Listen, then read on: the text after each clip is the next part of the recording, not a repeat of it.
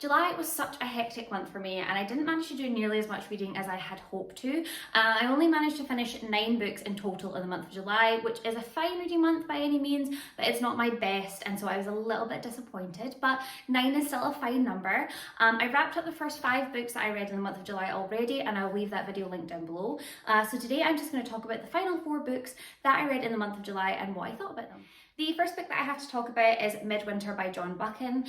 This is a historical fiction novel written by John Buchan, in which we follow our main character Alistair MacLean, who is an agent for Bonnie Prince Charlie during the Jacobite uprising, and he is going on a very important mission for the prince. However, while he is on this mission, he suspects that there is a traitor amongst the ranks of those who are loyal to the prince, and he has to figure out who that is in order to aid Bonnie Prince Charlie in his mission. I didn't like this book and it is my own fault.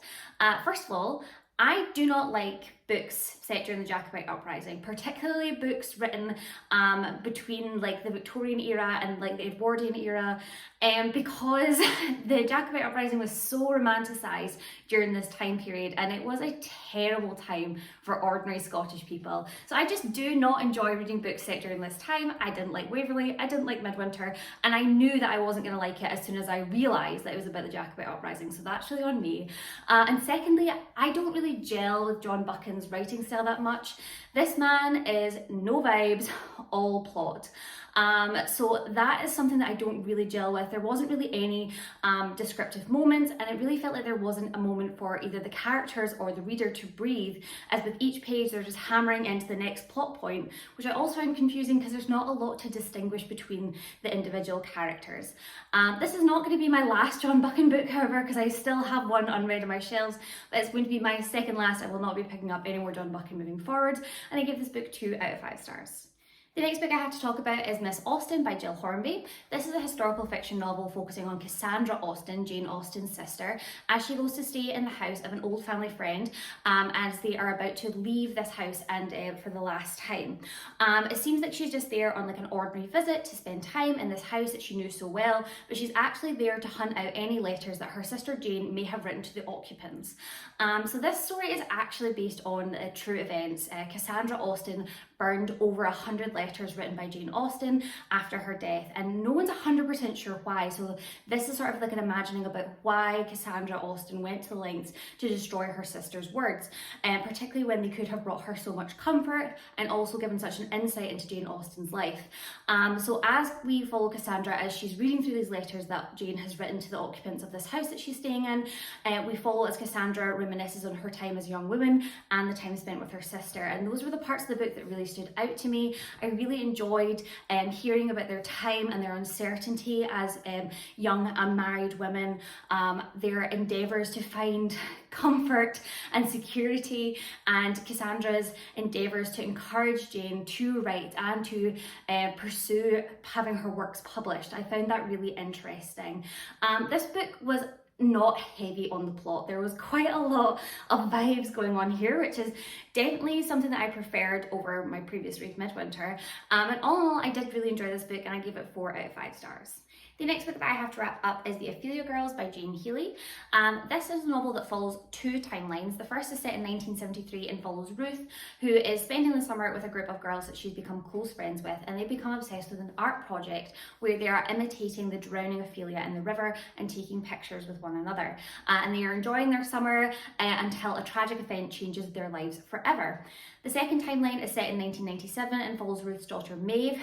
The family have just relocated back to Ruth's family home, and Maeve has just overcome quite a deadly illness, and while living in Ruth's childhood home, she is introduced to one of Ruth's childhood friends.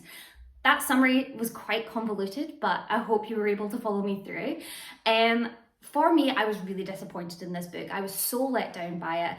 The character that I felt most connected to and the most interested in was Ruth, and it felt like she was consistently dealt the worst hand throughout this novel, which I found really unfair because some of the other characters' novels, like in this novel's behaviour, was like bordering on vile. Like some of the things these characters did, I just could not understand. I particularly hated Ruth's childhood friend Stuart, who came back to this hometown that he had escaped from, clearly with an agenda and with a chip on his shoulder about the events of their childhood. And he pretended to be such a loving and supportive person while consistently betraying Ruth behind her back over and over again. And that frustrated me to no end, particularly because he consistently wanted to bring up this tragic event and talk about it when Ruth clearly was not interested in discussing it with anyone, let alone with him. So yeah, I was really let down by this novel. I had high expectations. I did find Jane Healey's writing style very beautiful, particularly with the descriptions of the Ophelia Girls and their art project. So I do have her other book on my shelves, which I will be endeavouring to read in the future, and I give this book 3 out of 5 stars. The final book I have to talk about in this video is We Are All Birds of Uganda by Hassa Zayan. This is a multi-generational family story told within 2 distinct timelines. The first follows Samir in the modern day, and he is a very successful young man. He's 26 years old and seems to have a thriving career as a lawyer living in London. However, when a violent incident occurs in his hometown, Samir is left reeling and is not really sure where he belongs. So he decides to go to Uganda in order to get a better understanding of where his family has come from and who he is. The second timeline is set in the 1940s to around about 1970, and it follows Hassan, Samir's grandfather, who has just lost his wife and has been obliged by his community to marry his cousin's widow. And he is absolutely reeling from grief of losing his first wife and trying to settle in with his new family dynamics, while also trying to continue to build his business that has been his pride and joy for years. However, when the political landscape in Uganda continues to change, there's not only a question about whether Hassan's business will continue to thrive, but whether his place in Uganda will continue to be as secure as it has been in the past.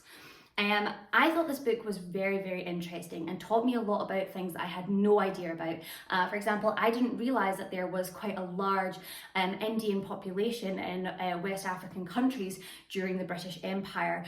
So that was something that I had no idea about, and this gave me a really interesting insight into what that was like, not only as Asian people living in this community, but how the African community responded to the Asian people living there. I thought that was very interesting. So at its heart, this book is really about belonging. Hassan is someone who is othered. He is othered within Uganda. He's othered within his own family, which I thought was really interesting.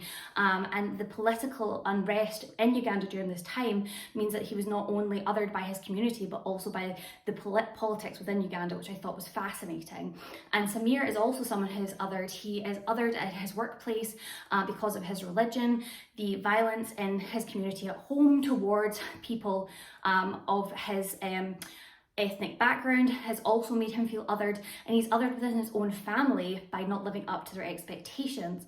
So I really enjoyed this book, but there were 2 things that I felt kind of disrupted it for me. I felt like the ending was very open, and I prefer to have a better understanding of the closure. That's just my preference in reading. And I also didn't love the writing style. It was quite stilted, and that did sometimes take me out of the plot of the book. With all that being said though, I did enjoy this book and I gave it 4 out of 5 stars. So those are the final 4 books that I managed to read in July. I am pleased with the number of books I read, but I would like to think that as I move forward with my reading this year, I'll be able to pick up the pace a bit more and get some more books read. If you've read any of these books, please let me know what your thoughts were, or please tell me what your favourite book that you read in July was, and I will see you soon.